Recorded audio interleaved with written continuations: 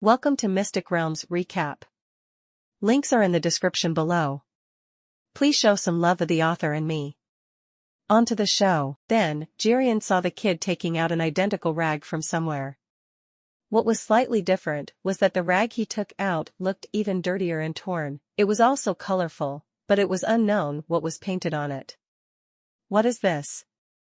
Jirian leaned over curiously. Lin Li did not answer, but placed the two rags on the table and slowly pieced them together.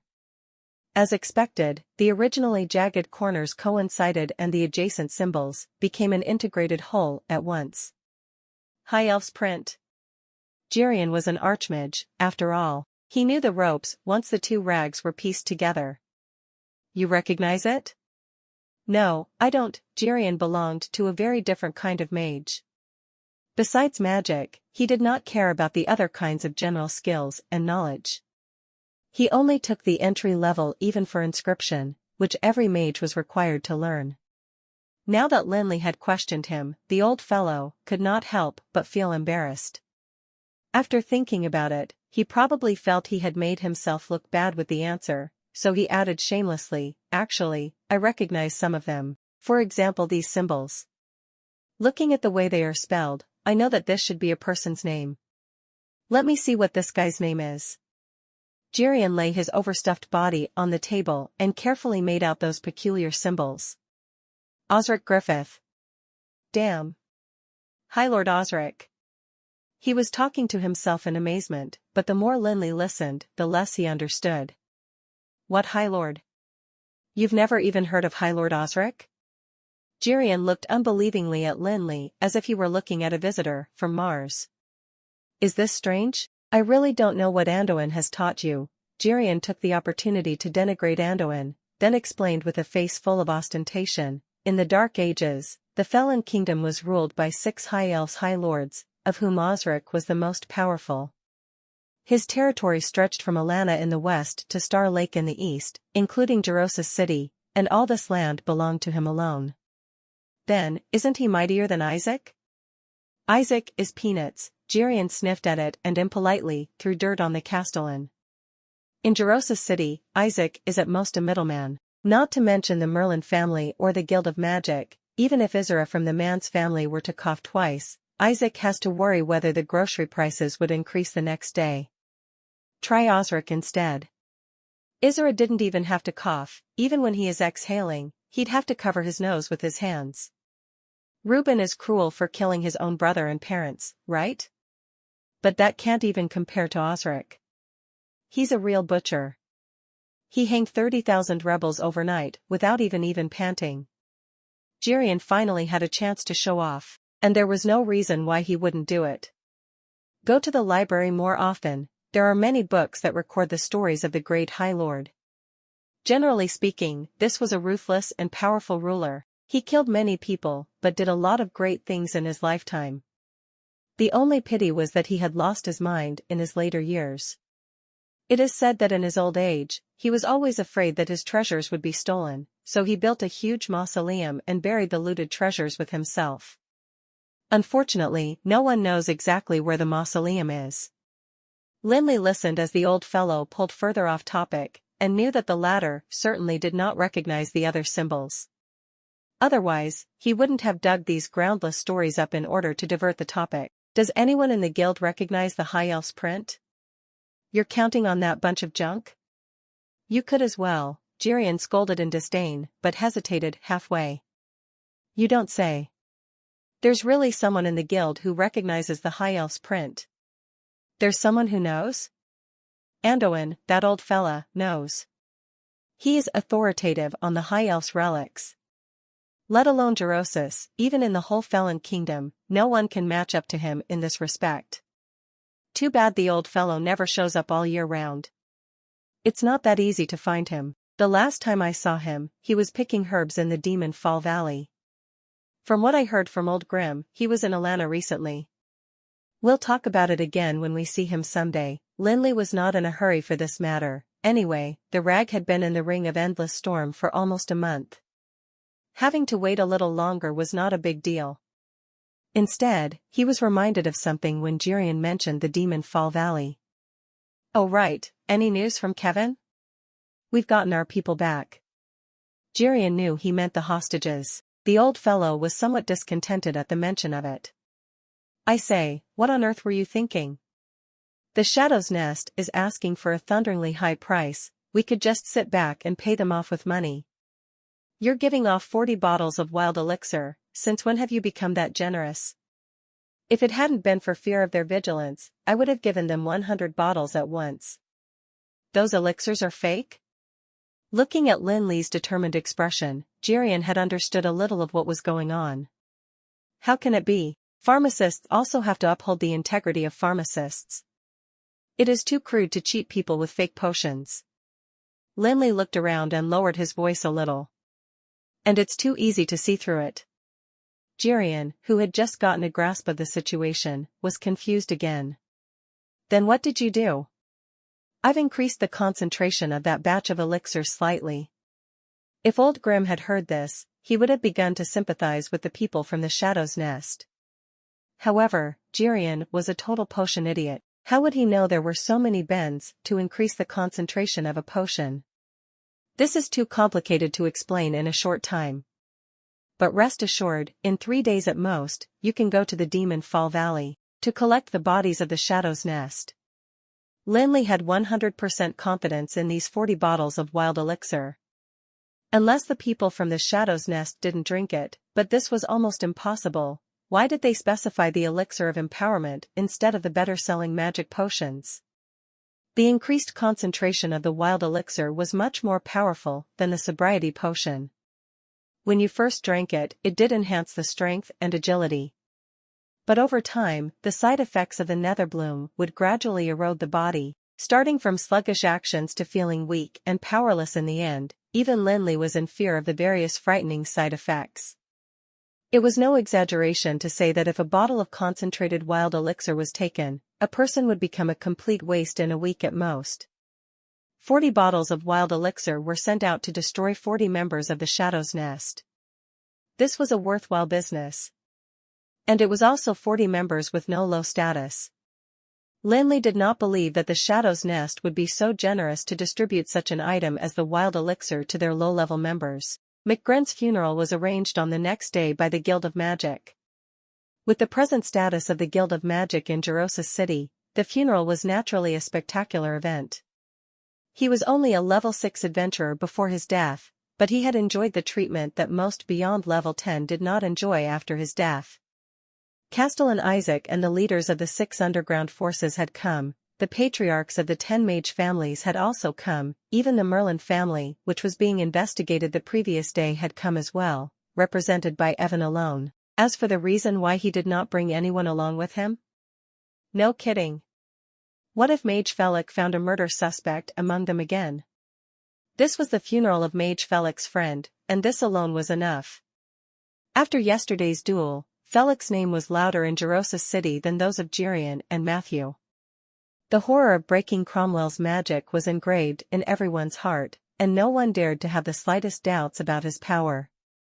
The funeral was grand and solemn, but Lin Li knew it was meaningless for McGren. When Lin Li lay McGren's coffin into the grave, he leaned on it and repeated his promise with a voice that only he could hear. "Thank you, Mr. McGren, for taking me out of the Sunset Mountains. Sleep in peace. I'll help you find Ina and take care of her as a sister." Lin Li was rather depressed on the way back from the funeral.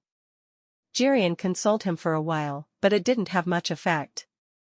He simply advised him to walk around the city instead of staying in the Guild of Magic all day. Anyone who stayed inside all day would eventually turn moldy. Lin Li thought about it and found it right. After living in Gerosis for more than a month, he had yet to take a good look at the city. Might as well. You go back first, I'll walk around on my own. After watching Jirian leave, Lin Li couldn't help pulling out the half an arrow from his pocket. After returning from the Merlin family, he had looked at the arrow countless times. To be honest, the forging of this arrow was a bit rough. It was probably the product of the assembly line. There wasn't even a blood slot on it. It was the metal used that surprised Lin Li. This was actually an arrowhead forged with star iron, a really rare magical metal. Besides being extremely sharp, weapons forged with star iron often had magical attributes that were not in the least weak. Which was to say, the owner of this arrow was probably an archer proficient in magic. Lin Li just couldn't understand why a rare magical metal was used in such a rough forging process. After slight hesitation, Lin Li put the arrow in his pocket again. He decided to find a place to ask from whose hand did such a rough forging craft come from. Perhaps through the sources related to forging, could he find out where the Eternal Shrine was. Speaking of it, the name Eternal Shrine had also been bothering him recently. After returning from the Merlin family, he had already asked many people, but no one, including Jirian, had ever heard of Eternal Shrine. This was a very strange thing in itself. What kind of gossip monger was Jirian? He even knew that Osric, the High Elf's High Lord, had gone mad before he died, but he didn't know where the Eternal Shrine was. After the duel in the Daylight Square, Gerosis was exceptionally calm. It was as if time returned to more than a month ago, when Lin Li had just arrived in Gerosis City. There were no more wolf-like magic shooters in the streets, and no more buildings that were lit up in flames. Even the rich guests who went to the casinos in their spare time were relieved that they no longer had to worry about the magic shooters suddenly barging in to collect debts when they were halfway through their gambling. Lin Li walked along the street aimlessly, looking at this familiar yet strange city with curious eyes. He had no particular place to go, he just wandered aimlessly until it was almost evening, when he stopped in front of a gilded rose. This gilded rose was a special one. It dealt with all kinds of weapons and armor. A furnace was burning outside the door. There were 2 blacksmith apprentices in front of their anvils, with sweat pouring down their faces. The hammers fell heavily in succession, and sparks spattered in the crisp sound of beating iron. Greetings to you, respected mage. The boss of this gilded rose was a fat middle-aged man, with a round face nearly catching up with Jirian's, but when he smiled, his eyes would reveal a loathsome shrewdness. Lin Li specially wore a rune mage robe to attend McGren's funeral today. It was standard equipment provided by the man's family for the Guild of Magic, done with fine workmanship and proper tailoring. It wore well on the fine-looking Lin Li, adding some bearing to him. The torrent of elements ring on his finger was shining faintly, emitting a powerful magical wave. With the shrewdness of the boss, how could he not see that this was a rich man? Especially when Lin Li stopped in front of a few crossbows, the shrewd and enthusiastic boss thus greeted him with eager attention. Mr. Mage, you have really fine eyes. These crossbows are all new products that arrived this morning. Made by the crossbow master of Alana, they can fire 3 bolts at a time. They are simple and fast to load, suitable for mages like you. No need to explain it. Let me have a look by myself first. Lin Li frowned. The enthusiasm from the boss made him feel overwhelmed. It was natural to rip customers off when doing business, but it was detestable not to look at whom they were dealing with before ripping them off. From what Lin Li saw, the crudest weapons in this gilded rose were probably these crossbows. So, he had come here to see if such rough crossbows had something to do with the rough arrow in his hand. He had not expected the boss to think he was interested in these lousy crossbows, just because he was standing in front of them. Lin Li did not know whether to laugh or cry at the situation. The arrow slot was casually polished and even the crossbow rear was loose, which mage dared to keep this kind of crude stuff as a concealed weapon? Perhaps he'd be shot to death by the crossbow himself even before he got to shoot the enemy. Probably because the man's family specialized in magical equipment, there was very little good stuff in this gilded rose that sold weapons and armors.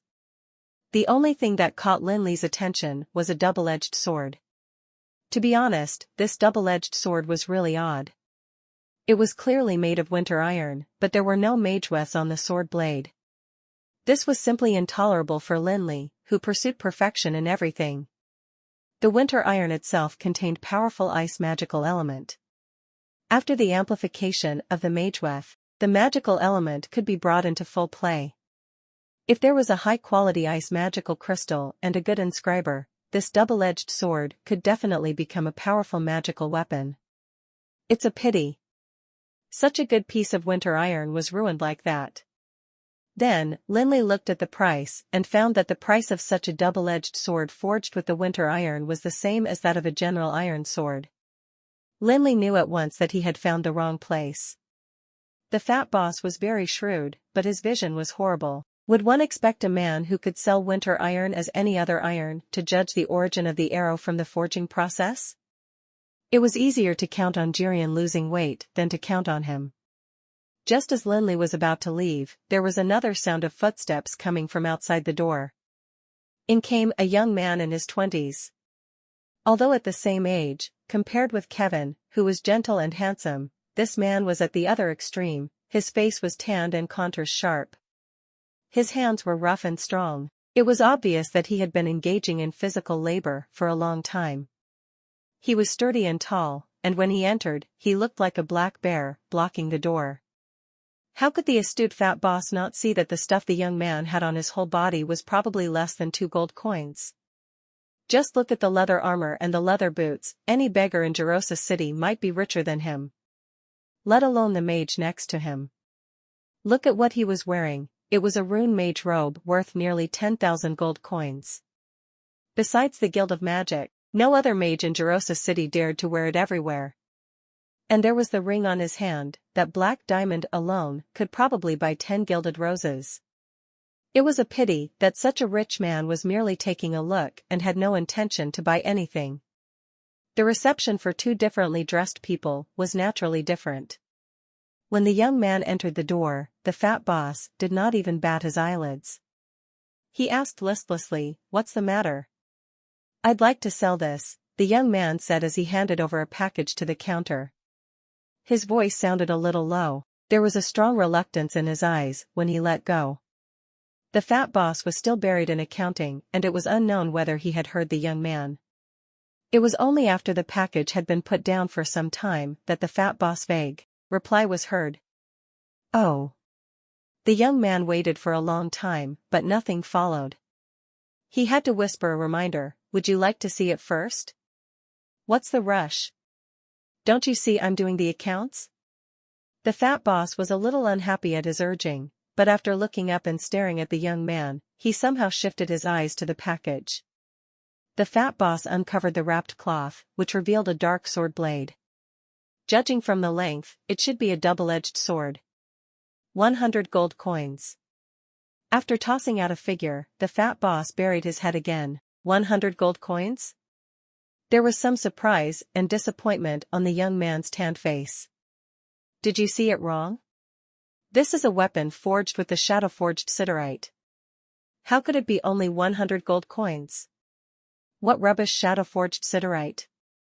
Look at this sword blade. How does it look like a weapon forged with the shadow-forged siderite?" Perhaps it was the first time that someone questioned his vision, and it came from a young man who looked even inferior than a beggar. The fat boss immediately got angry and pulled apart the cloth that was wrapped outside, revealing the dark sword blade. "See for yourself. This sword blade is darker than you. How can a shadow-forged siderite produce such a weapon?" But. While the 2 men were arguing, Lin Li, who was standing at a side, had already seen through it. The fat boss was right this time. The double-edged sword wrapped in the cloth was not forged with a shadow-forged siderite indeed. Weapons forged with shadow-forged siderite also displayed a kind of black, but it was a shiny kind of black, just like the torrent of elements ring on his hand. However, the double-edged sword on the counter was dull and without any shine to it. However, the price offered by the fat boss was far short. If Lin Li was right, this double-edged sword should be made of a rare magical metal, the rainbow adamantine. It was a metal more precious and rarer than the shadow-forged siderite. Weapons forged with the rainbow adamantine would randomly produce a variety of magic attributes in the forging process, 2 at the very least and 7 at most. The number of attributes depended on the level of the maker. Generally, a blacksmith that could forge more than 4 kinds of attributes could be considered a master. Of course, this was not the case for Lin Li. The smith master was a devil-like existence and couldn't be measured by common sense. Once the rainbow adamantine fell into his hands, it was almost sure that there would be 7 attributes produced. But all 7 attributes coming out at once was only a legend to most people. Generally speaking, a weapon forged with rainbow adamantine would definitely sell at a high price if it could produce 4 attributes. This double-edged sword in front of them had at least 5 attributes, because the color of the weapon was just too dark. The more attributes the rainbow adamantine carried, the darker it would be. Only after having 7 attributes could it return to the initial colorful rays of the rainbow. So, Lin Li wanted to laugh. There actually was someone who dared to offer 100 gold coins for a rainbow adamantine weapon with 5 attributes. This was the kind of price that could allow you one look at the weapon. If it came across someone who knew his stuff, it could very well be sold for millions of gold coins.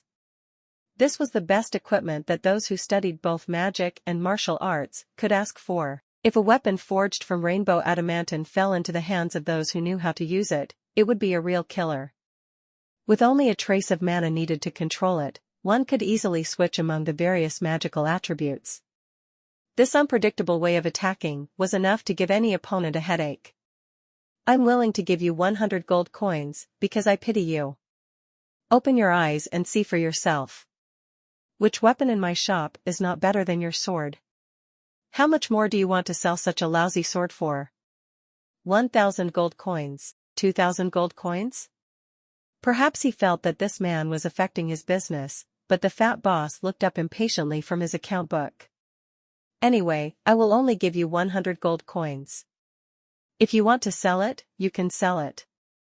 If you don't want to sell it, you can go away. Don't block me from doing business. The young man opened his mouth and tried to defend himself, but when the words had come to his mouth, he said nothing. In the end, he wrapped his sword in the cloth silently and carried it on his back, then turned to walk out of the Gilded Rose. Wait. Just as he walked to the door, the mage who had not spoken called out to him. How many gold coins are you going to sell this double-edged sword for? Would you like to buy? This sentence, like a light in the darkness, suddenly brightened the dull eyes of the young man. 1,000 gold coins. Oh no, number 800 gold coins. If you give me 800 gold coins, it's yours. 800? Lin Li looked surprised. For Lin Li, this shock was quite normal. Who could imagine that a sword forged with rainbow adamantine and possessing 5 magical attributes cost only 800 gold coins? But for the desperate young man, this hesitation meant something else. He thought the mage found it too expensive. There was some hesitation on his tanned face, but at last he clenched his teeth and offered a new price. 600 gold coins. Mr. Mage, 600 gold coins, and you can have it. Lin Li hadn't said a word yet, but the price had dropped twice in a row. He immediately understood everything. This young man must have needed cash badly, if not, he wouldn't be in a hurry to sell the item off. To be honest, Lin Li never thought he was with someone with a heart of gold. If it was in the past, he would probably have made use of the opportunity and accept an offer at a low price for the double-edged sword. A person who does not take advantage of a bargain is a bastard. That was what Jirian, that old fellow, said. However, since he had made a windfall from the arcane magic potion auction, this fellow had shown some significant restraint. This was probably what was meant by establishing a character after making a fortune. It wasn't worth taking advantage of others for such a small amount of money. Lin Li did not give a counteroffer, but asked, "You need money badly?" "Yes, Mr. Mage. My father is sick and we need money to buy the medicine." The young man recognized a glimmer of hope. The mage's words and a beam of joy appeared on his tanned face in spite of himself. "How much do you need?" "Around 1,000 gold coins." "How is 600 gold coins enough?" "I can sell my house, it should be enough after adding them together." The voice of the young man was getting lower and lower, and at the end, it was actually a little bit hoarse. "Forget it, don't sell the house." Lin Li nodded and pulled out a purse from his pocket, which Jirian gave him for petty cash. It contained exactly 1,000 gold coins. "I'll lend you 1,000 gold coins. The double-edged sword will be used as a collateral for the time being. When you have earned enough money, you can come to the Guild of Magic to redeem it." "Really?"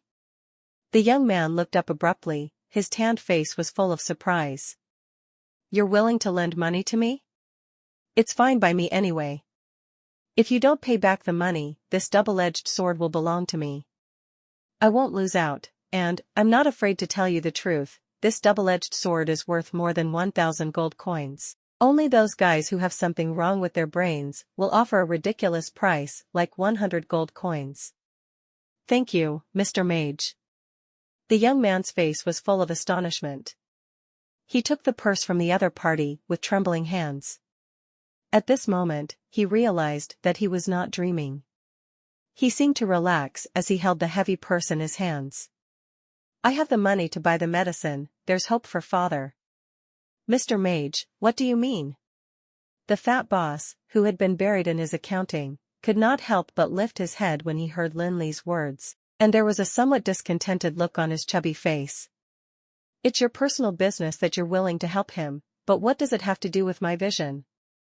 Do you really think this broken sword is better than the weapons in my shop? Stop joking. Lin Li chuckled. You don't believe it? Of course I don't. There was some arrogance on the fat boss face. I've been working in Gilded Rose for 20 years. I dare not say it about other things, but my eyes can never be wrong. Outside of the Adventurers Guild, there are tons of scrap metal like this, and they are all for the lowest level of adventurers. I think there's one thing you haven't figured out. You're just a mage, not a blacksmith, not to mention an owner of a weapons store. When it comes to magic, you may be 100 times better than me, but when it comes to weapon appraisal, there was some sarcasm in the fat boss' smile. I may be 100 times better than you even if I close my eyes and use my nose to sniff. Don't think that a mage can do everything. I might have sold more weapons than you've ever seen them. Do you think you have the right to tell me that? How about we just make a bet? Lin Li really did not want to badger with him about his vision. For a man who could sell winter iron as ordinary iron, such a thing like vision was too profound. Bet? The fat boss swallowed his saliva. He slightly wavered. You're afraid? After spending so much time with Jirian, Lin Li did not learn anything much, except that his mouth had become more vicious. Who said I'm afraid? Very well, let's bet on whether the weapon in your store is better, or the sword used by this low-level adventurer is better. With little effort, Lin Li took the double-edged sword from the young man's hand. The scene fell into the eyes of the young man and he was immediately flabbergasted. He was the one who'd brought out the double-edged sword, so he naturally knew better than others how heavy this seemingly ordinary weapon was. When Lin Li reached out to him, he was still a little stunned. He had no idea that the seemingly weak mage could pick up such a heavy weapon. How could he have thought that the man standing in front of him was a total monster? As a blacksmith guru, Lin Li's body was much stronger than it looked. Even if he had not received any training now, he had at least the physical qualities of a level 3 or 4 warrior. If this fellow were to receive a good training, even though it was impossible for him to be versed in both magic and martial arts, he could at least be at the strength of level 5 or 6 warrior. Picking up a heavy double-edged sword was just as easy as having a meal to him. Bring out the best shield in the store. All right. This fat man was not afraid of death either. Hearing Lin Li's words, his temper acted up and he went straight up to the second floor. When the fat boss went up to the second floor, the young man felt a little uneasy. The Gilded Rose was the best equipment store in Gerosis. What if the fat boss really brought out some powerful shield and made the kind mage lose the bet? And then he saw something that struck him dumb with astonishment. The kind-hearted mage held the sword in both hands and waved it twice in the air, and at once the sound of a heavy crack filled the air.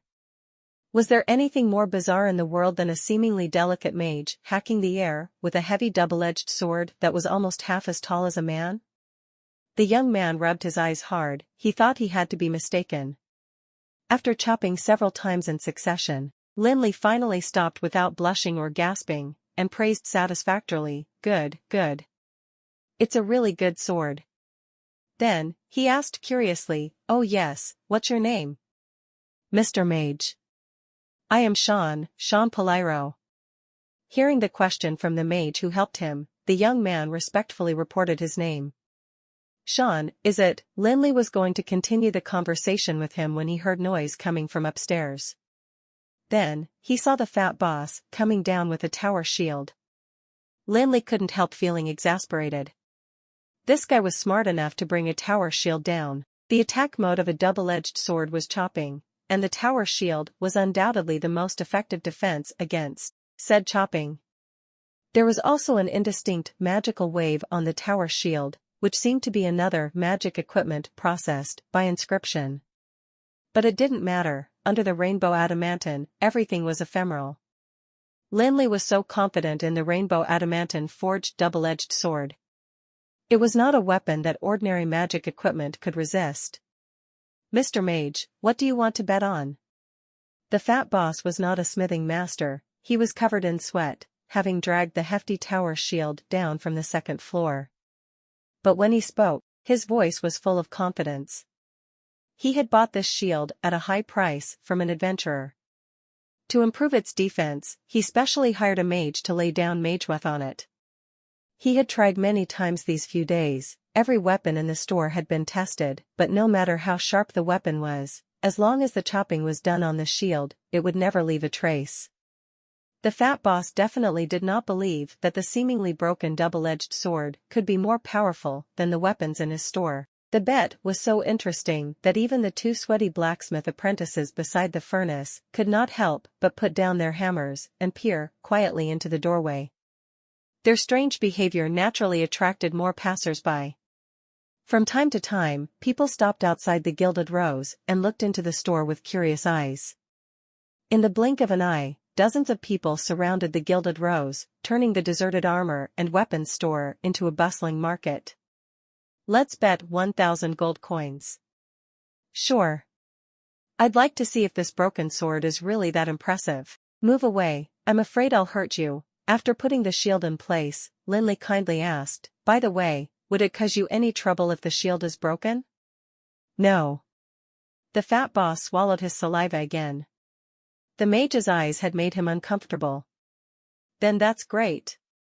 When the word "great" was uttered, the heavy double-edged sword was already held high. Then Lin Li's mana entered the blade of the sword, and in an instant there was a glimmer of a halo flowing on the double-edged sword. With this trace of mana, the rainbow adamantine weapon immediately became foreign, a dense chill was radiating from the blade. Where did the previous dullness go? The halo passing through the sword blade was like autumn waters, smearing a shining track in the air. The violent strike was like a flash of lightning. And then, both of them heard a crisp splitting sound. The air suddenly quieted down in the Gilded Rose. Whether it was Sean or the fat boss, both were paralyzed with shock almost at the same time. Sean had no idea that the kind-hearted mage could deliver such a ferocious strike with the sword. The fat boss was completely dumbstruck by the sword ray. He had gotten a clear look of what happened in that instant. There was a gush of brilliant light on the originally dull, double-edged sword, the moment it came down.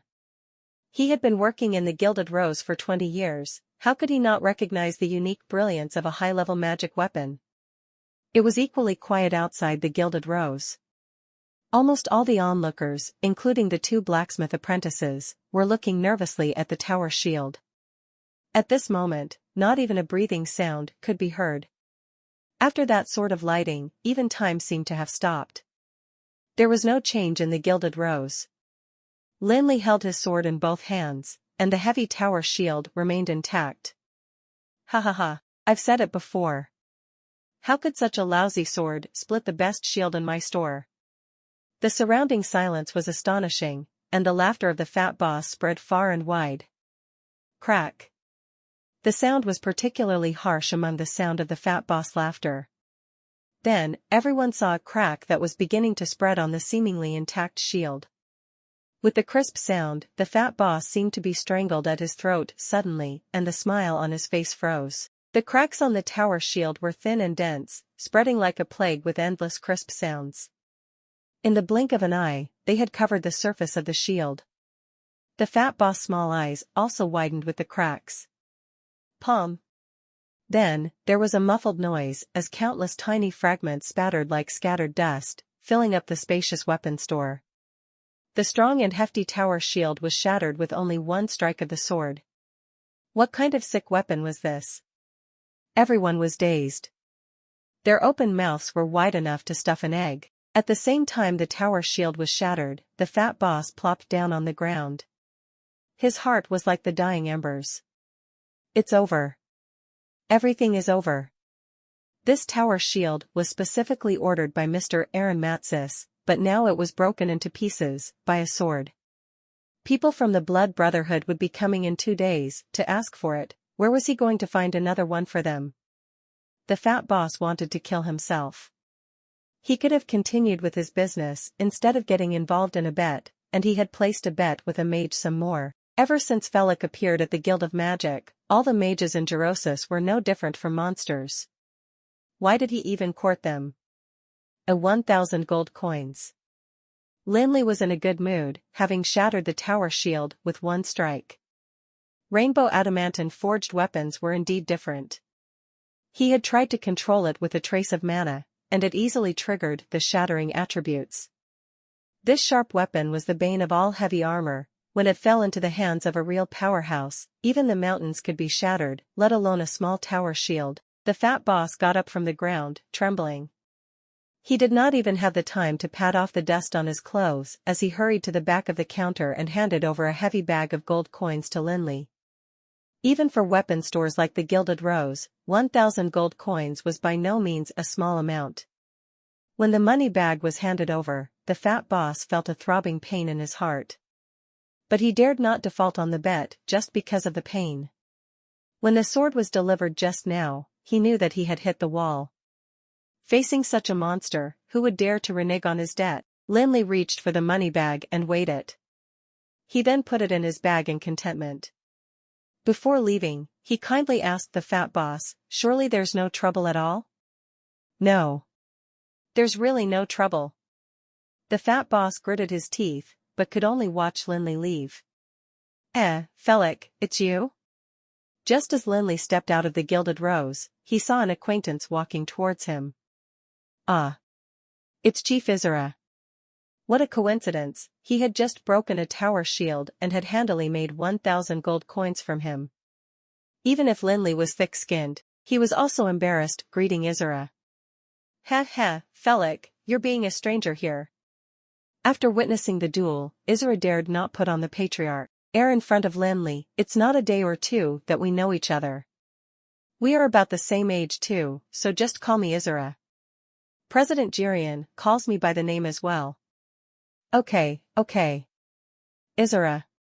Lin Li himself felt awkward calling Chief here and there every day. Since Isera had said so, he'd certainly follow suit.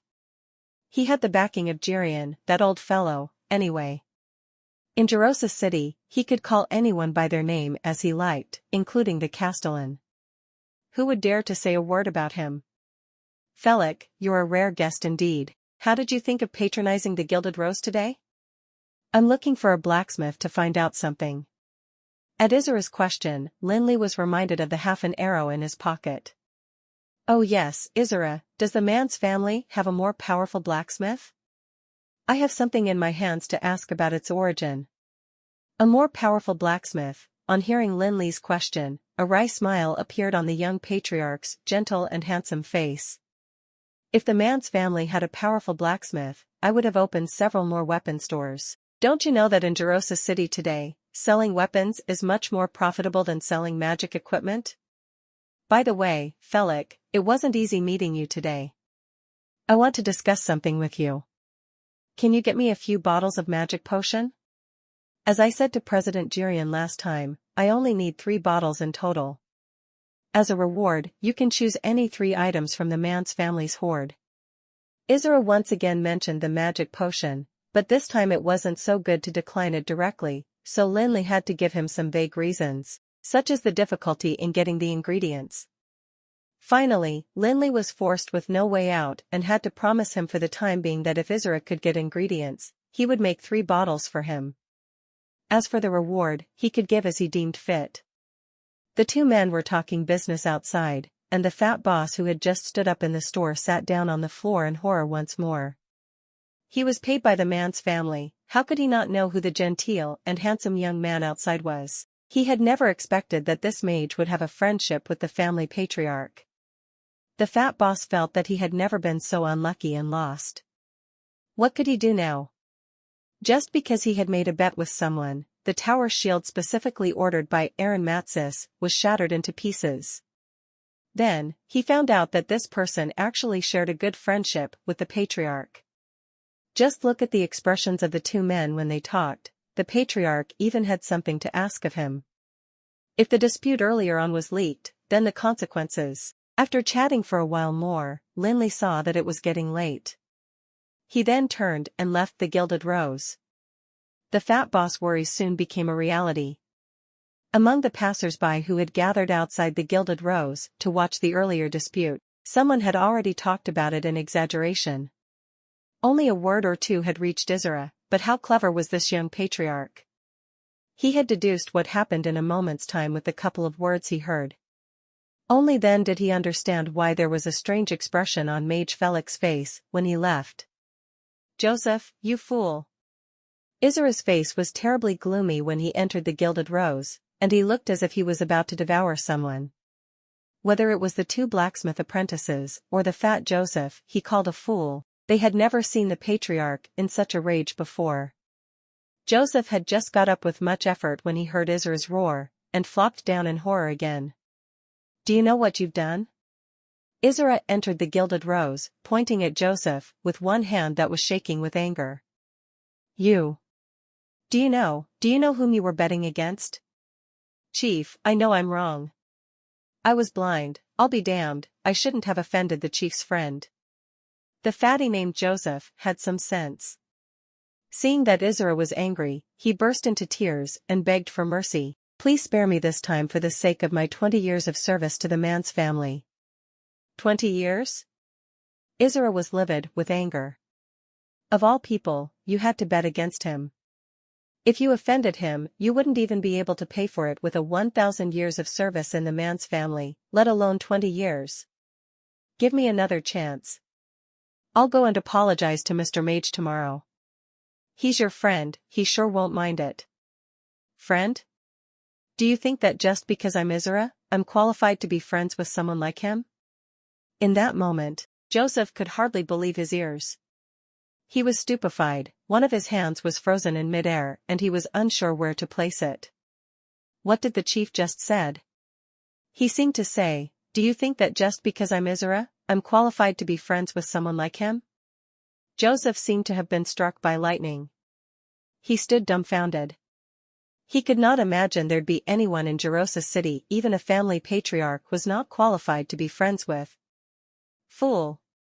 He's Felix from the Guild of Magic. Oh my God, when the patriarch's angry roar reached his ears, Joseph finally knew what kind of figure the mage he had bet against was. Felix from the Guild of Magic, who else had a name louder than his in Gerosa City today? After a heap of reproach, Izura's anger finally subsided a little. But he still wasn't totally relieved from anger when he thought about it again, so he kicked the fat boss who was on the ground severely. "Go to the Guild of Magic tomorrow and beg for Mage Felix's forgiveness. If you can't get his forgiveness, there's no need to come back, go find a place to hang yourself." Chief, Joseph finally heaved a sigh of relief upon hearing the chief's words. With a feeling of having survived a disaster, he stretched out a hand and wiped the cold sweat off his forehead, then carefully asked with some hesitation, "Just now?" "Just now. When I was betting with Mage Felix, the tower shield that Aaron Matsis ordered was shattered by him. What should I do in case the Blood Brotherhood asks?" "Blood Brotherhood?" Izura sneered. "It's Aaron Matsis' honor that Mage Felix broke that shield. He can't even thank you enough, how would he look for trouble with you? Prepare yourself to go to the Guild of Magic tomorrow and ask for the forgiveness from Mage Felix." Understood. Lin Li had no idea what was happening in the Gilded Rose. He was on his way back to the Guild of Magic.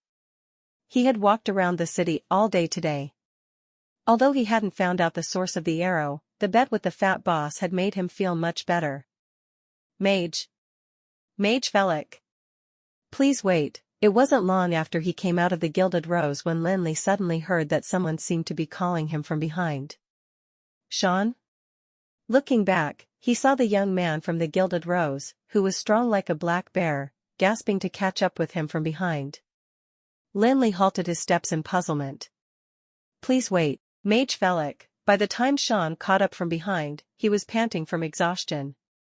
His tanned face was covered in perspiration and his breathing was heavy. His strong body, that was similar to a black bear's, was heaving violently. Lin Li was rather puzzled. "Sean, how do you know my name?" Just now I heard Chief Izura mention it at the Gilded Rose." Sean wiped out the sweat off his forehead. The young man, who was as strong as a black bear, gave off an honest and good-natured feeling when he smiled. "Heh heh, so, why were you chasing out like that?" Although it was only the first time they met, Lin Li was rather fond of this honest young man, for he felt that someone who could bear the vicious verbal abuse of the fat boss for his sick father would never be bad in nature. "Is it for this?" Lin Li thought for a moment and reached out to hand the sword wrapped in the cloth to him. "If you don't want to, you can take it back first. When you get the money, you can come to the Guild of Magic to see me again." "No, no." Sean shook his head in denial as he gasped heavily for breath. "Then, what is it for?" Sean was hesitant at first, but after thinking it through, he gritted his teeth and said, "People in Gerosis say that you're a very good pharmacist. So. I'd like to ask you to save my father." "Save your father?" Lin Li was confused. "Is 1,000 gold coins not enough?" "No, Mage Felix." Sean's eyes turned red as he continued, "My father and I are both adventurers in Gerosis City. Just a few days ago, we took on the task of killing the golden-eyed lizard. But when we were killing golden-eyed lizard, father accidentally got bitten by it. I heard you are a very good pharmacist. So.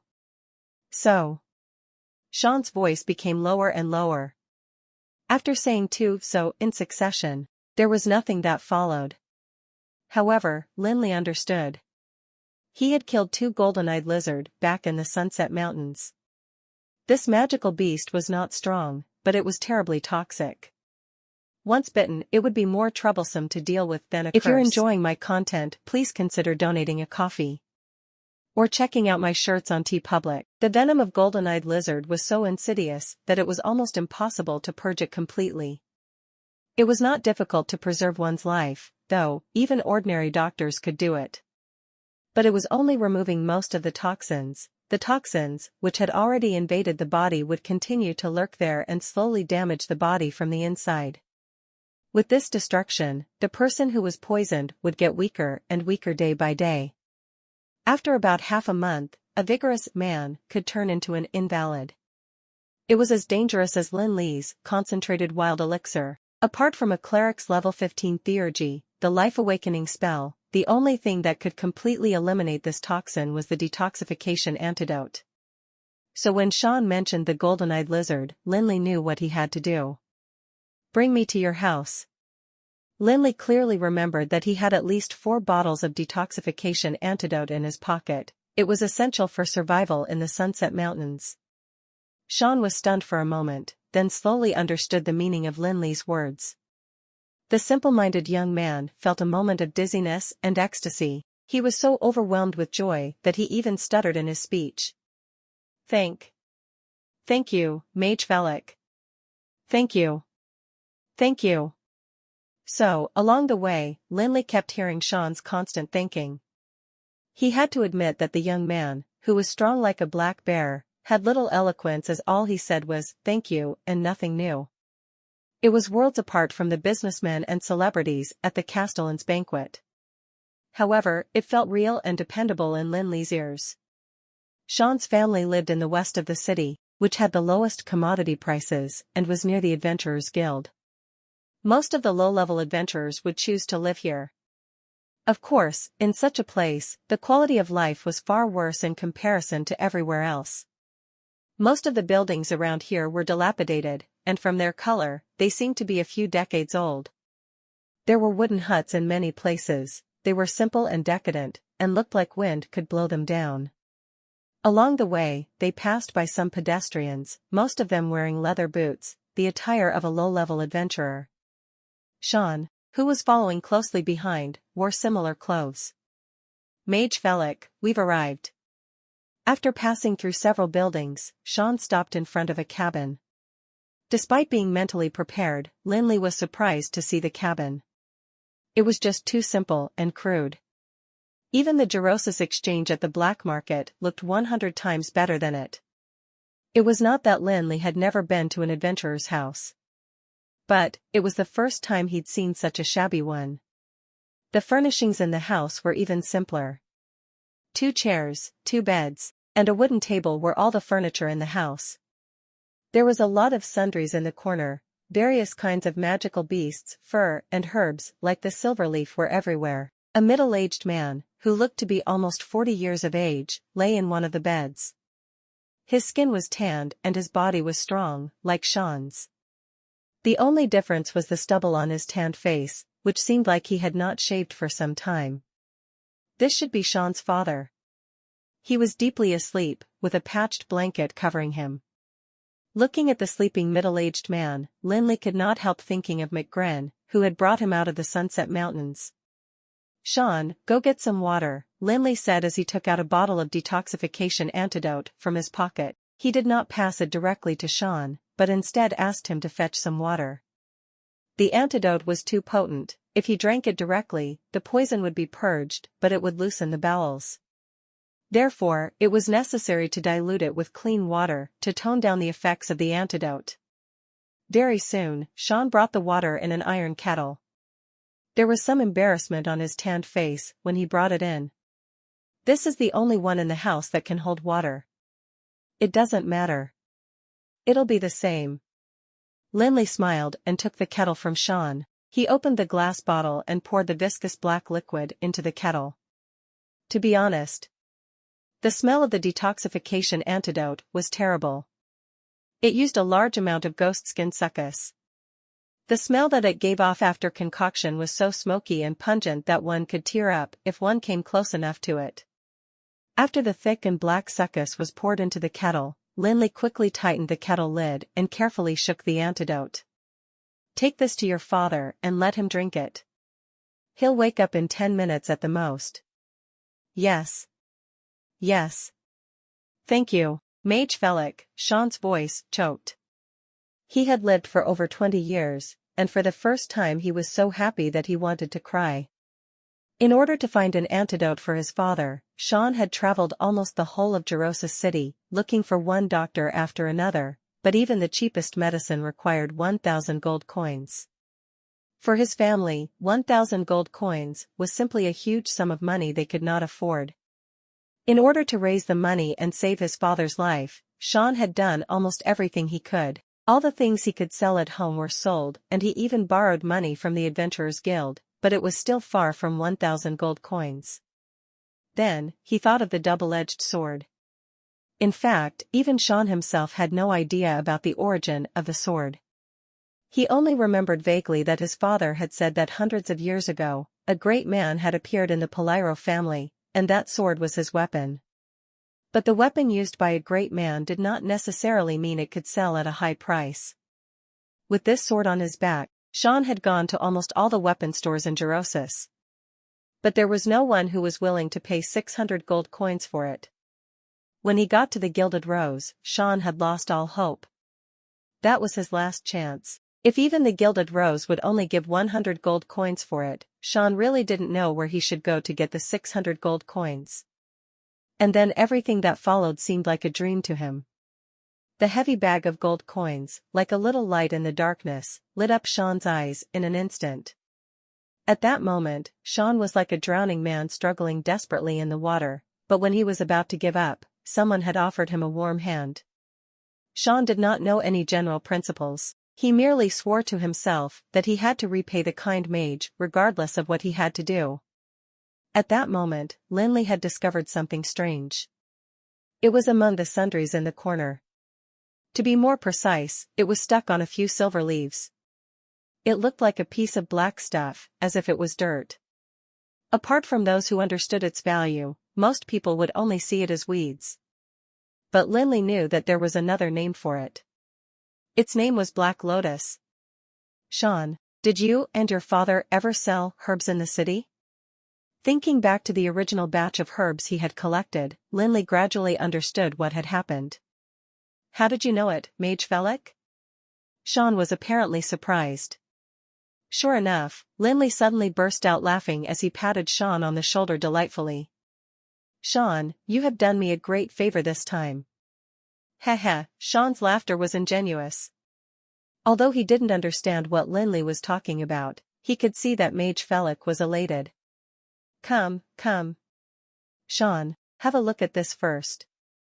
Lin Li pulled the honest young man to the corner. Then, he stooped down and gingerly picked out half of the black lotus petal from the pile of silver leaf. Do you remember where this herb was picked from? This is also a herb? Sean stared at the half-black lotus petals and scratched his head with some doubt. Of course. Aya, the simple and honest young man was very upset and slapped his forehead severely. With his magical beast-like strength, the slap went down with a loud rumbling clap. The last time I went to pick the silver leaf, I picked up 2 of these as well. Later, I thought the flowers were too black and not good-looking. I was afraid that others would not buy them if I mixed them into the silver leaf, so I took them out and threw them away. If I'd known it earlier, I wouldn't have thrown them away. Lin Li wanted to bang the wall all of a sudden. Mixing the black lotus with the silver leaf, and then rejecting it because it was too black and unappealing. Was this what people would do? This is really a herb? Seeing the strange expression on the magic shooter, Sean was much more cautious with his question. Really? Aya, Sean slapped himself on the forehead again. If I had known, I'd have picked up the other 2 as well. What? Lin Li jumped in surprise. There are 2 more of it? Sean dared not be careless seeing that Lin Li had asked with such prudence. He carefully recalled for a while and replied with uncertainty, it might also be 3 flowers. Lin Li felt all energy sapped from him. Where is it? It's in the Fire Plume Ridge. Usually, when I go there with my father for a task, we'll pick some herbs on the way and sell them when we're back. The Fire Plume Ridge in Alana? Lin Li faintly recalled that Anduin seemed to have mentioned this place before. It was said to be an extinct volcano. It was actually possible if you thought about it. The temperature of the extinct volcano should be able to satisfy the extreme environment requirement for the growth of the black lotus, but it seemed a little too much to grow 4 or 5 flowers all at a time. Or was that not merely an extinct volcano? To some extent, the black lotus had gone beyond the scope of herbal medicine. Where it grew, it had to have rich fire magical element and an extreme temperature enough to melt steel. In the process of growing, the black lotus would continuously absorb the fire magical element around it until it fully matured. This was a long process. It might take 10 years for a black lotus to fully mature. During this long period of time, the fire magical element it absorbed was exceedingly huge in amount. The strength of it was even close to the magic of an archmage. This was already the case with 1 black lotus, let alone as many as 4 or 5. Lin Li couldn't believe that the Fire Plume Ridge could contain such amazing fire magical element. Sean, do you remember where you picked this herb? The big young man smiled and said, it seemed to be in a cave, heh. I accidentally fell in. In Lin Li's confused eyes, Sean began to talk about his experience. The pair of father and son had gone to the Fire Plume Ridge to hunt for the Fire Crow, a level 5 magical beast. As a mage, Lin Li was no stranger to the Fire Crow. The difficulty of casting various fire spells could be reduced using the feathers of the Fire Crow. It was also a good selling item in many magic stores. This was a very interesting magical beast, with an innate advantage of being immune to fire spells. But its strength was not worthy of a mention. They were far inferior to the lions of the same level. Worst of all, they were voracious eaters. This weakness was extremely fatal. Even the lowest level adventurers could trap them if they were aware of this weakness. Sean and his father were such adventurers. That day, they went up to the Fire Plume Ridge and very quickly set up the traps, then began to wait patiently for the fire crow to take the bait. For some reasons unknown, there were many fire crows on the hook that day. Initially, there was only a couple of them, but at noon, hundreds of fire crows poured out all at once, frightening Sean and his father badly. Even if they were the least impressive among the level 5 magical beasts, it was by no means possible for humans to compete with hundreds of them. Seeing the huge piece of brilliant red in the sky, the two of them turned around and fled immediately. The flight lasted for half a day. It was almost evening when Sean finally got rid of the fire crow's pursuit. Then, he found himself separated from his father. It was getting dark by the time. It was so dark in the fire plume ridge that he couldn't even see the road in front of him. Sean was relying on a half-broken fire torch, groping with difficulty on the rugged mountain road. It wasn't long before Sean felt his foot slip, and the next thing he knew, he had crashed into a cave. The honest young man did not have much in terms of eloquence indeed. He went back and forth, but still failed to describe the cave clearly. Lin Li could only barely guess the general location of the cave from his description. It should be somewhere on the top of the fire plume ridge, where there were many winding forks, and in the corner of these forks, there were clumps of silver leaf. Lin Li memorized these characteristics one by one, then asked, casually, "Is the temperature in that cave higher than anywhere else?" The honest young man was surprised. "How do you know?" "Heh, I guessed." Lin Li chuckled, but in his mind, he was confused. Where 4 black lotus flowers could be produced, the fire magical element should be intensely rich. That was a real extreme temperature. Even if a piece of cast iron was put in it, it would probably be melted into a puddle of molten iron. Moreover, it was inside a cave. In the almost sealed environment, the temperature would be even more terrible. How could Sean walk into it and come out fine? Could it be that there was another source for the fire magical element? This was not a good news. Naturally formed extreme environments were terrifying, but there were always ways to overcome them. But if there was another source of the fire magical element, the force was probably something that human power could not contend with. Nobody knew what was hidden in it. What if it was a mighty fire magical beast?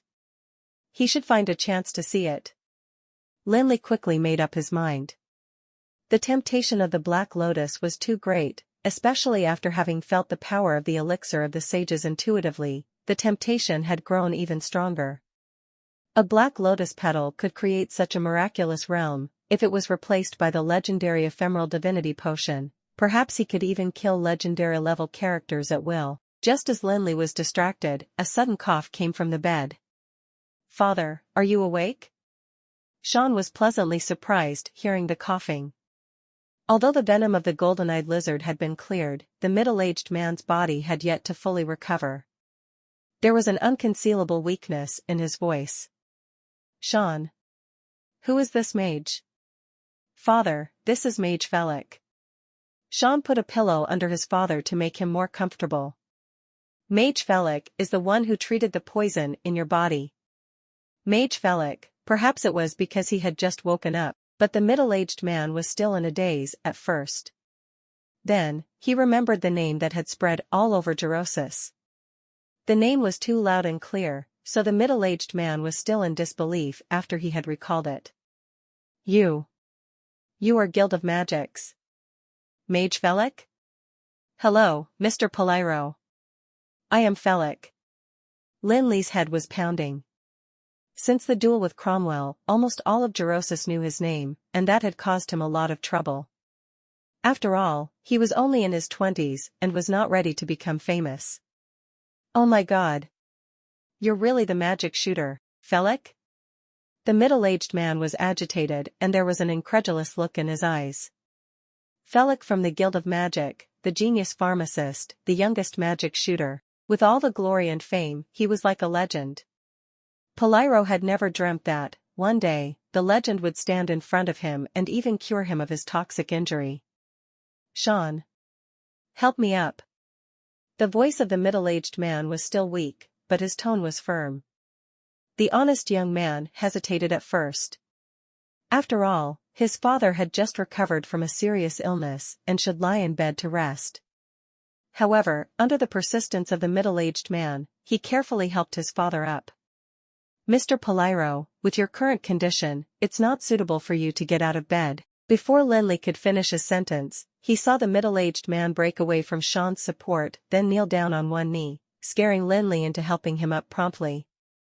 Mr. Poliro, what are you doing? You saved my life, but I have nothing to repay you with. It was unknown where the strength to move had come from in the middle-aged man who had just recovered from a serious illness. Lin Li tried to pull him up twice in succession, but he remained motionless. One of his knees was firmly nailed to the ground and his tone was extremely stubborn. I can only express my gratitude in this way. All right. Please quickly get up. The venom of the golden-eyed lizard has just been removed. You'd better stay in bed these few days and not walk around at will. After helping the middle-aged man up, Lin Li left them some advice in a hurry and was prepared to say goodbye to the simple father and son. Kneeling down to convey one's gratitude was touching, but Lin Li still could not adapt to it. When Lin Li left, it was Sean who sent him out.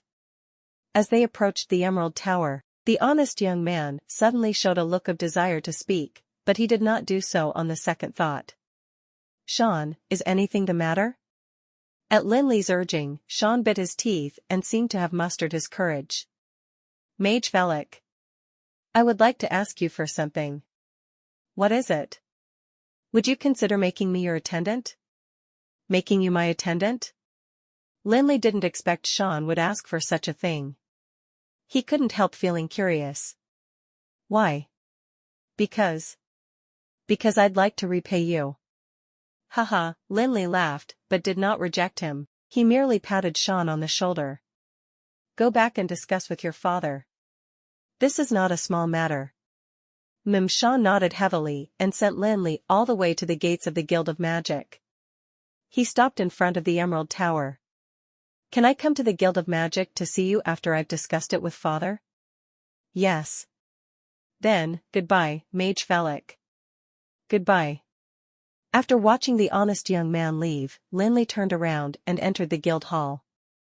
Then, he saw a plump figure. Jirian was pacing restlessly in the hall, his plump face was strained. His expression was as if he was constipated. Knowing that the president was in a bad mood, the guild mages tried to shun him, escaping far away. Nobody dared to stay too close to him at this time. What happened, Mr. President? Lin Li was probably the only one in the whole Guild of Magic who dared to approach Jirian at this point in time. Little bastard, you're finally back. When Jirian saw that Lin Li had returned, the constipated expression on his face relaxed at once, but his nagging continued. Are you a rabbit, you little bastard? You were out of sight as soon as you went out. I was about to go crazy trying to look for you. Something happened? A big one. Jirian's expression was exaggerated. But it's a good one. What's the good thing? When I came back at noon today, I received an official letter from the Alana Council, Jirian spoke cheerfully. They are providing a 3-month study opportunity for each of the 30 magic guilds in the Felon Kingdom, and they require mages above level 7 and under the age of 25. The Alana Council will arrange a trial after 3 months of study, and the guilds that win the top 3 positions will automatically receive the highest level of appraisal in this year's Supreme Council evaluation. So, you're counting on me? I say, Mr. President, can you be a little more humane? I just finished my duel with Cromwell. Can't you let me rest for 2 more days? You kid don't know what's good or bad. I'm doing it for you. Jirian was furious, and gently slapped Lin Li on the head. This is a learning opportunity arranged by the Supreme Council. The mentor assigned to you is at least of the legendary level, it may even be one of the 7 arbitrators. Your magic gift is so perverted. If you can spend 3 months with an arbitrator, you may even break through to the Archmage realm directly. Do you think such opportunity comes by every day? You don't wish to go, but a lot of people have sharpened their heads as they tried to drill into a spot. If Kevin wasn't too old for this, I would send him for it. Is it that impressive? Lin Li still had some suspicion. It was not that he didn't want to go to Alana. It was just his innate laziness acting up. he could not change it in a short while. It is that impressive. Jirian's eyes were wide open as he came to a firm conclusion. Jirian was so determined. Lin Li thought over it. He had to find Anduin to interpret the High Elf's print anyway, and he also had to go to the Fire Plume Ridge to search for the Black Lotus. The Alanic Council was on the way, so he agreed half-heartedly. Then. When do I set off? 3 days later. It will take about 2 days from Gerosis to Alana. I'll arrange a carriage to take you there. Kid, you'd better not let me down. Get the first place for me at the trial.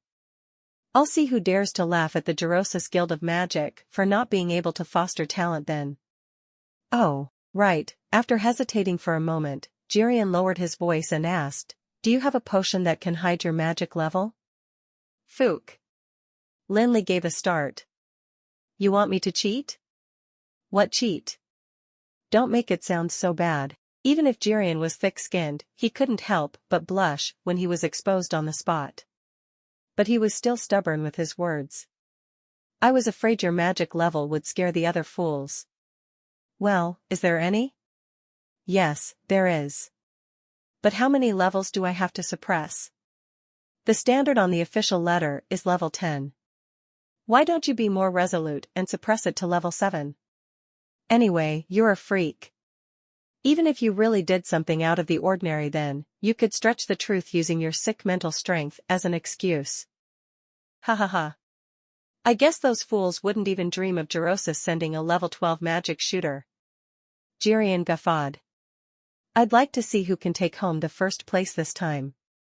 You're sure the other guilds have no magic shooters under the age of 25? Do you think everyone's a freak like you? Bloody hell, you're only 20, but you've dared to break through to the realm of a magic shooter.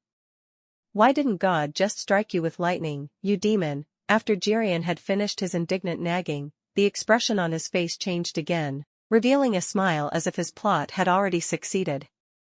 At this time, the president looked like a big fat fox that had just stolen a chicken. Besides, it was written clearly in the official letter. This learning opportunity is only for mages above level 7. Do you see it? Only for mages above level 7. Magic shooter? Just stay home and play with yourself. Why do you think I want you to cheat? Lin Li was at a loss whether to cry or to laugh. The old fellow had made a point of cheating. Do a good job and get the first place at the trial. I'd like to see who still dares to look down on the Gerosis Guild of Magic in the future. The guild being at a low ebb in the past 20 years had always rankled Jirian. This time, he finally had the chance to hold his head high. Excitement was all over his chubby face. During the past month in the Emerald Tower, Lin Li could see clearly how much effort the seemingly arrogant old fellow had spent on the Guild of Magic. To be frank, Lin Li was very willing to do something for him. It was probably due to his character. Lin Li was not used to giving any steadfast guarantees. He just nodded. I'll try my best. Lin Li's promise to try his best had immediately calmed Jirian's mind. He knew the kid's character too well. He never promised easily, but as long as he had made a promise, he'd fulfill that promise well above expectation. From the arcane magic potion in the beginning to the sobriety potion, then to the duel at the Daylight Square, a level 12 magic shooter had made Cromwell, who was level 14, an invalid. Take these few days to get ready. You'll leave for Alana in 3 days' time. For the next 2 days, Lin Li was extremely busy. After the Alana trip was set, he suddenly realized that he still had a lot to do. The 40 bottles of wild elixir seemed to have silenced the Shadow's Nest. At least there had been little movement in the Demon Fall Valley in the recent days. However, everyone from Guild of Magic did not take it lightly. The two had been longtime rivals. No one understood the Shadow's Nest better than the Guild of Magic. The rate of expansion of this particular force was like a plague. No one knew when they would suddenly exert their power. In order to leave in peace, Lin Li had been cooped up in the potion lab for the past 2 days. The lab was shrouded in a white mist, a strong medicinal smell permeated it. Amidst this, various kinds of potions were concocted, the majority being the recovery potion and the mana potion. These were two of the lowest level potions. They had the most extensive use in treatment of minor injuries, one for the treatment of minor injuries and the other for the restoration of the mana. In a fierce battle, these two potions might be able to save many lives even if there was only one small bottle of each. In addition, he had concocted 10 bottles of awakening potion in one breath. It was specially prepared for Jirian. The old fellow was an archmage, which meant there was no use in making him drink the mana potion. It might take 2 bottles of mana potion to make up for the consumption of a level 15 magic spell. As for the other miscellaneous items such as the sobriety potion, the detoxification antidote, and the elixir of wisdom, he had concocted plenty of them each. Anyhow, in these 2 days, Lin Li did not even step out of the potion lab once. When he was tired, he'd sleep for a while, and then continue when he woke up. Even the meals were sent to the potion lab by one of the guys. Perhaps only a pharmaceutics guru could do something like this. Other than a near-demonic figure like Lin Li, other pharmaceutics masters would probably be exhausted to death if they were to do what Lin Li did. There seemed to be only a thin line between a pharmaceutics guru and a master, but in fact, the distance was vaster than ever. It was not until the morning of the 3rd day that Lin Li came out of the potion lab, both weary and drowsy. Just as he opened the door of the potion lab, he saw Jirian, who was keeping watch outside. Probably because of the long wait, Jirian was leaning against the wall and almost falling asleep. There was some tiredness on his chubby face and his yawns came consecutively. But when he heard the sound of Lin Li opening the door, he immediately opened his eyes. This time, instead of looking into the potion lab, Jirian asked with concern, "Why did it take so long this time?" The old fellow's concerned eyes warmed Lin Li's heart. He gave a weak smile. "This time I'm going to be away for 3 months. I want to leave more things for the guild." "Damn, you've stayed in for more than 2 days. Do you still want your life? How can your body stand it this way?" Jirian kept on nagging, but Lin Li felt extremely warm as the words went in his ears. "Go in and take a look, I've prepared 10 awakening potions for you. In addition, there are 10 iron shield potions, which should last for 3 months if used wisely. As for the rest, you can ask someone to take them to the Demon Fall Valley and give them to Kevin." MHM, Jirian nodded his head, then urged him to take a rest. "Then I'll go take a nap first." Lin Li was really worn out. He had concocted about 300 bottles of potions in less than 3 days. Even a pharmaceutics guru who was at the peak of his profession would have been both mentally and physically exhausted. He walked into the guild's hall drowsily. He was about to return to his bedroom to sleep when he heard a pleasant voice coming from the steps of the Emerald Tower. "Mage Felix." Lin Li turned around with some surprise and saw Sean's tanned face. Apart from Sean, his father, who had just recovered from a serious injury, also came.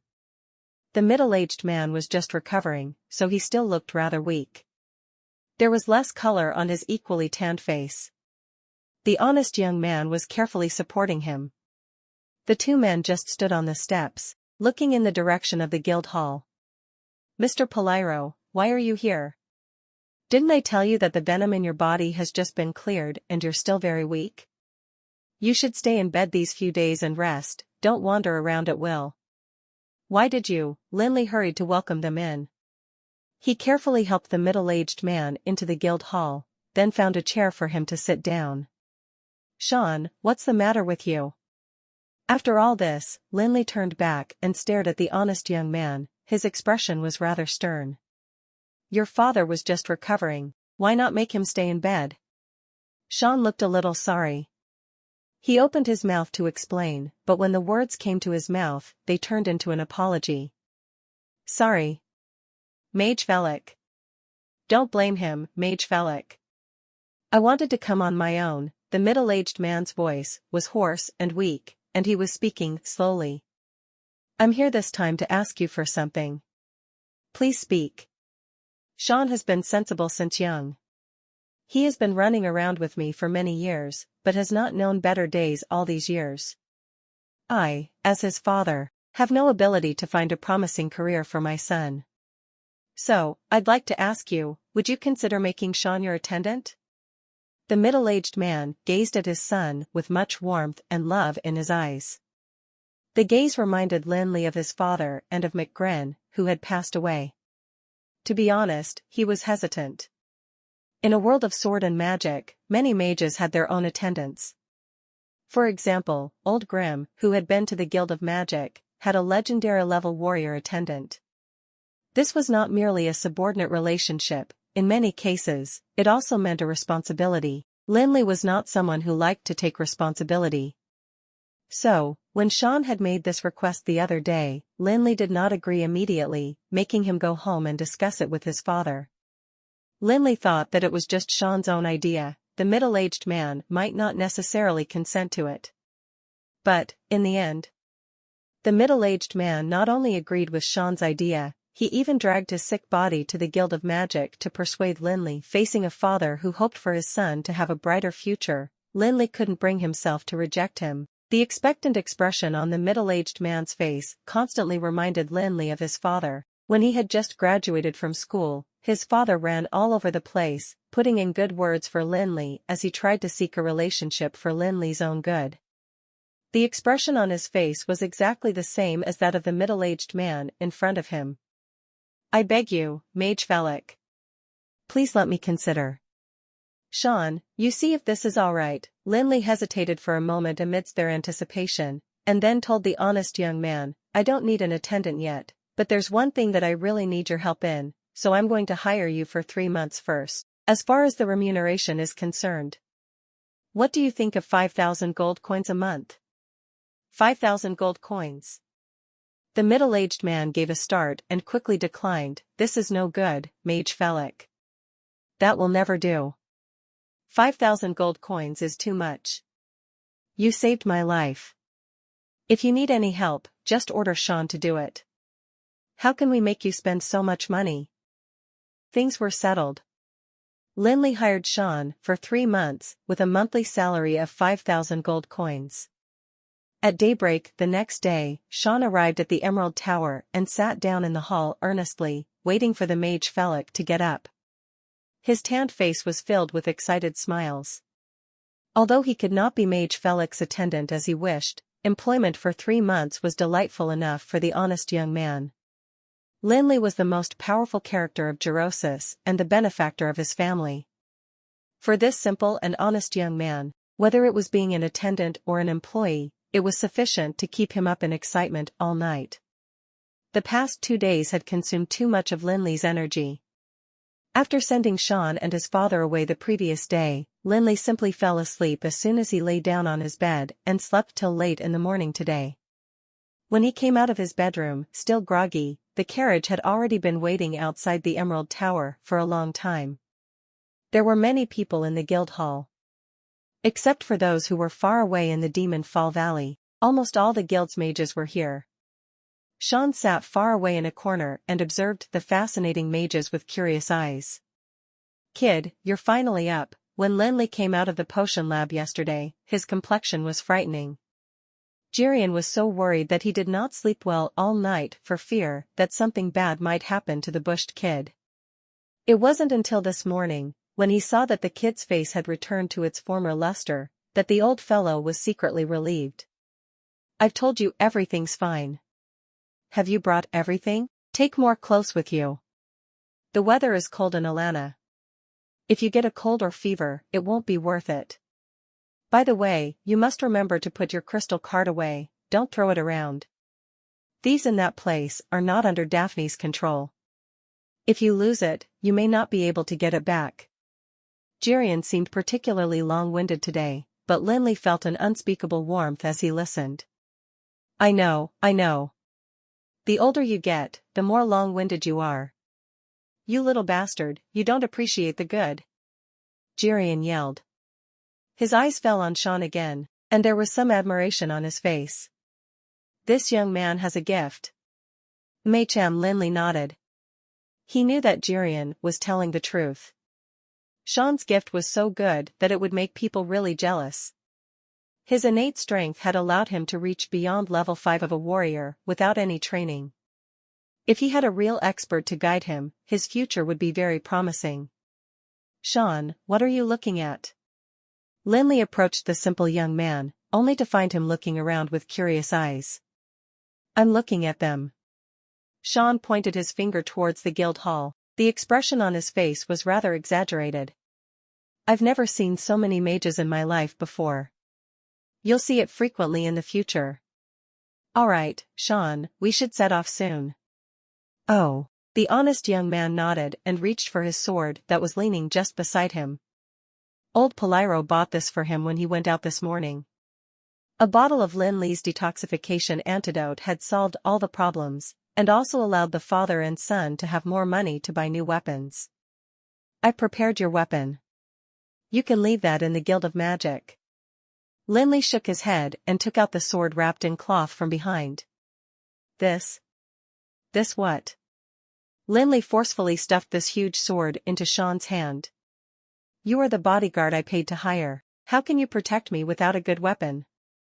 As for the 1,000 gold coins lent to you, I'll deduct it from the remuneration when the time comes." Jirian walked them outside the Emerald Tower, where a carriage had been waiting for a long time. "Be careful on the way."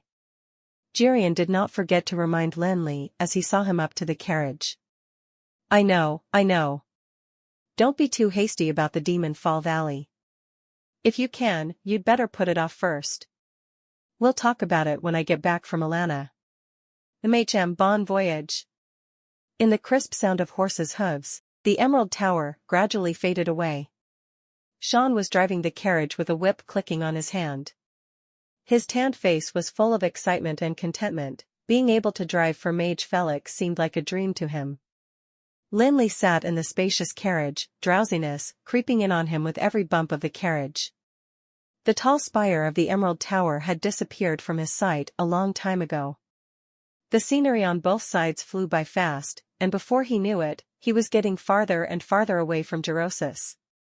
Blackstone Town was close to the Night Song Forest, only 100 miles away from Alana. These two places, one of them a paradise for low-level magical beasts and the other the heart of the Felon Kingdom, occupied such important geographical locations. Blackstone Town enjoyed exceptional advantages, whether it was adventurers hunting for magical beasts or businessmen in charge of goods all over the world. Most of them would choose to take a rest when they passed through this town. The huge migrant population had brought prosperity to the inn industry in Blackstone Town. In just a few hundred years, inns in Blackstone Town had mushroomed, emerging one after another. Presently, 9 out of 10 families in this small town run an inn. The sky gradually darkened and there was silence between the mountains and plains, but Blackstone Town was bustling. For the inn owners, this was the best time of the day. The businessmen who had missed the stay and the adventurers who had just come out of the Night Song Forest were the best customers for the inns. They stayed in a room of 5 gold coins a night without blinking their eyes. Compared to these big spenders, the mage earlier on was much more stingy, a gold coin for one night, and 2 people were sharing a small room together.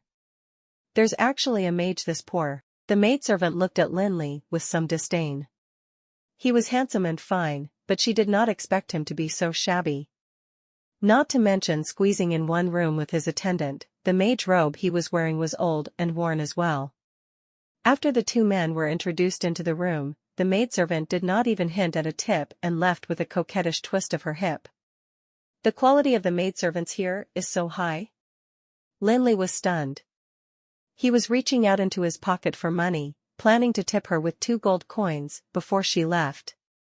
Fortunately, Lin Li did not know what she was thinking, otherwise, he would have died unjustly. He wanted 2 rooms, but Sean refused that no matter what. He said that he was responsible for the safety of Mage Felix and that he had to stay close to protect him. "Let's see how you'll protect me now." Lin Li's brows furrowed as soon as he entered the room. A gold coin per night in a room which was so shockingly small. 2 beds and 1 table alone occupied most of the space. With Sean inside, the room suddenly seemed extremely jammed. "Mage Felix, you, shut up." Hearing Sean's address to himself, Lin Li felt a great headache. I've told you 800 times, don't call me Mage Felix. We are in an employer-employee relationship. Do you understand that? That is to say, I give you money, and you help me do work. We are equal in status. You can call me Felix or Mr. Felix. He then reminded Sean fiercely once more, if you address me wrongly again, you'll go back to Gerosis on your own. Mr. Felix? Very good. It still sounded awkward, but it didn't matter. He'll get used to it after a few more times, Lin Li comforted himself inwardly. Then, he took off his robe of wrath and plopped into bed. Hurry and sleep, but don't you snore. I don't snore. The big man who'd said to never snore almost toppled the inn after being in bed for less than half an hour. You never snore. You only thunder. Lin Li wanted to die. Sean's terrifying snores were like the howls of a magical beast. The bursts of thunder followed one after another, which alarmed the coquettish maidservant. She came to knock on Lin Li's door in the middle of the night, reminding the mage that it was best not to use magic in the room, because if anything was damaged, the compensation would be very costly. Lin Li was going to defend himself and make up for the tip earlier on when he heard a muffled bang coming from downstairs. Then there was a flurry of footsteps, along with the inn-owner's inquiries. But it was a loud slap in the face that answered him. Clap. The slap in the face was so loud and crisp that even Lin Li, who was on the second floor, could imagine the owner's swollen face. The footsteps were getting nearer and nearer, and in the blink of an eye, they reached the stairs. From the sound, there should be more than a dozen people. Before the coquettish maidservant could understand what was going on, a dozen people had rushed up to the second floor. The leader was a tall strong man who looked to be about 30 years old.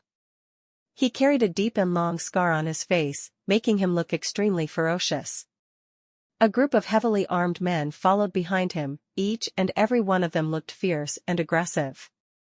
The strong man with the scar on his face did not stop when he walked past Lin Li's room. He merely shot a menacing glare at Lin Li. Take out all your valuable things and kneel at the door. Someone will come to collect them. If you dare to hide a copper plate, you will die. Lin Li stood bewildered at the door. He thought to himself doubtfully, is this the purported robbery? Damn, how exhilarating. Then he saw that group of strong men who were savage like wolves and tigers kick open all the doors one by one. The successive rumbling awoke Sean. Mage Felix. Oh, no, Mr. Felix. Sean got up from bed with a sleepy face and rubbed his eyes as he approached the door and asked Lin Li, what happened? Ha ha ha, we are being robbed. The coquettish maidservant looked at Lin Li as if she were looking at a madman. Was the mage scared silly? He was laughing so happily knowing that they were being robbed. Really? Sean's eyes lit up, and he came forward excitedly. Two freaks, the coquettish maidservant cursed inwardly, but she was dismal. She was finally earning some tips as a maidservant. She didn't expect she'd be so unlucky to meet the people of the Bloodwolf's thieves. Not only was she going to lose her money, she might even lose her life. As the two freaks scrambled to take a peep outside, the doors had been kicked open. About 30 to 40 guests were driven out of their rooms. Some wore pajamas, while others wore nothing at all. The only trace of sleepiness was scared away by the gleaming weapons. Most of the people were frightened, pale and trembling with fear as they watched the group of robbers rush into their rooms. Ladies and gentlemen, the robbery begins now. Please cooperate. The strong man with the scar on his face stood at the end of the corridor, proudly announcing the situation to everyone. Now, please put all the valuable things in the doorway and then kneel on the ground with your hands on your head. Our people will come to collect them soon. Please cooperate and don't hide anything. Otherwise, unpleasant things may happen. I repeat, please cooperate and don't hide anything.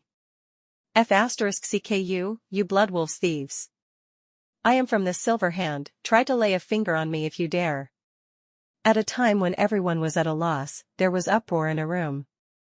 A low-level adventurer with a machete was staring at the people of the Bloodwolf's thieves with a guarded expression. Lin Li shook his head with some regret.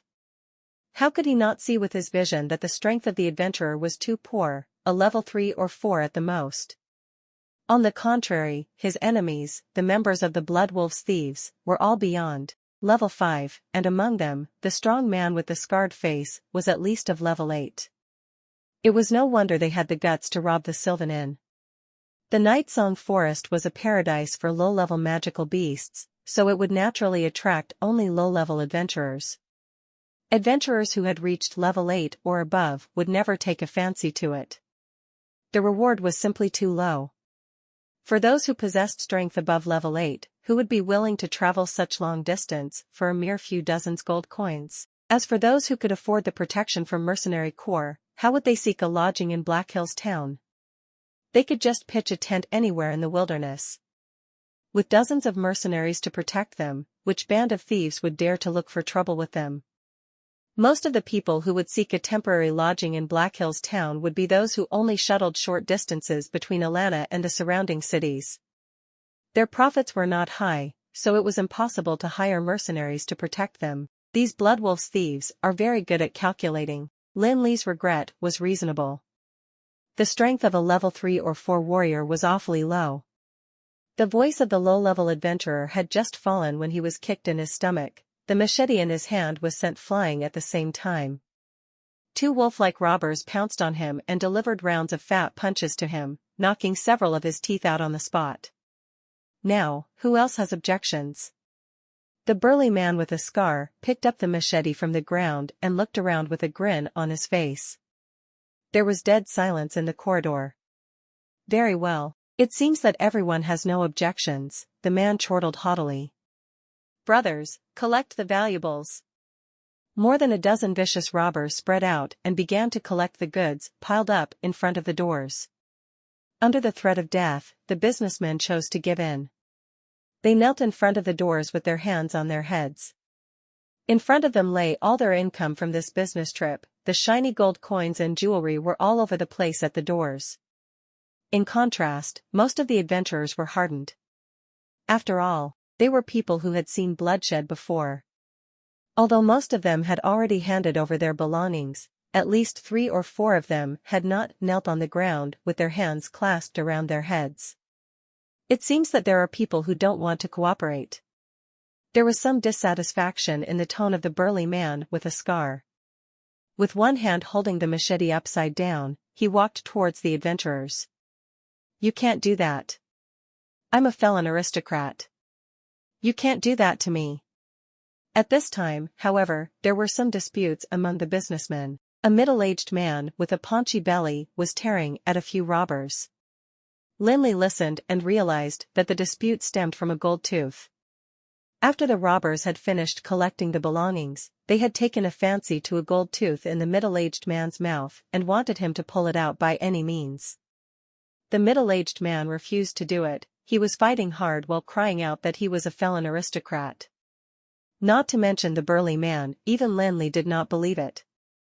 If he was really a felon aristocrat, how could he lodge at a room in Black Hills town? This was simply a farce. However, the arm was no match for the thigh. Under the joint efforts of the 4 robbers, the golden tooth was finally pulled out. The middle-aged man screamed in pain. Blood and saliva flowed down from the corners of his mouth, making it seem unusually bloody. You don't even have anything valuable? The coquettish maidservant was trembling with fear having witnessed the bloody scene. She quickly pulled out a few gold coins from her brassiere and placed them properly at the door. However, when she looked up, she found that the 2 men beside her did not even budge. Lin Li scratched his head, unsure how to answer the question.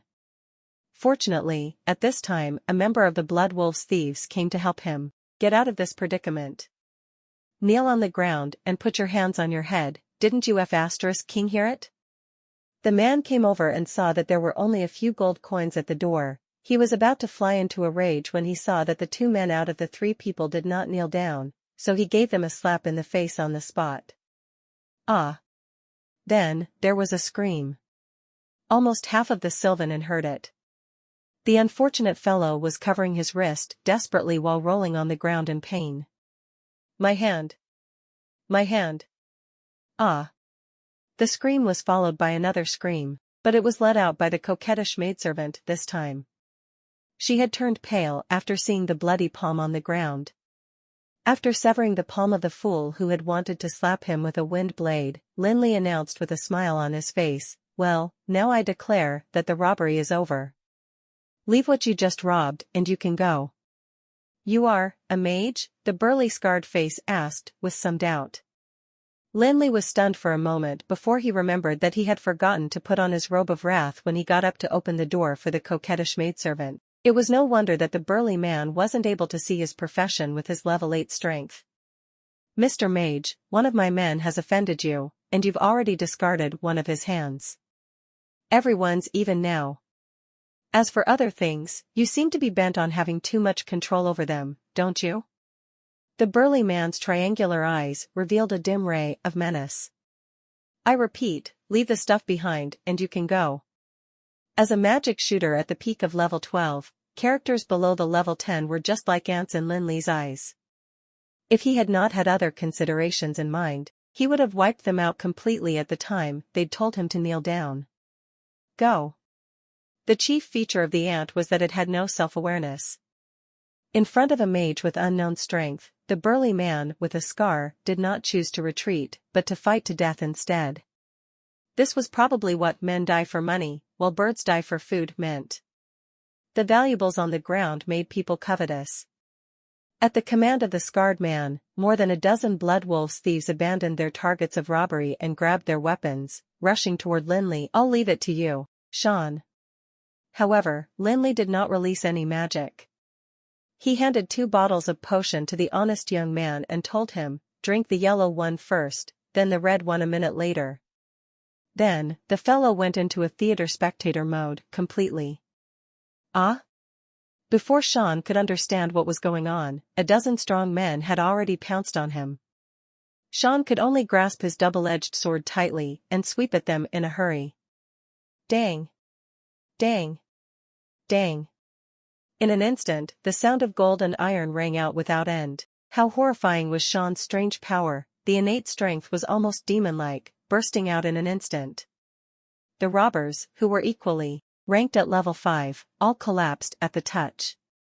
In that moment, they felt as if they had hit an iron plate. Several robbers had no time to respond before they slammed into the wall heavily.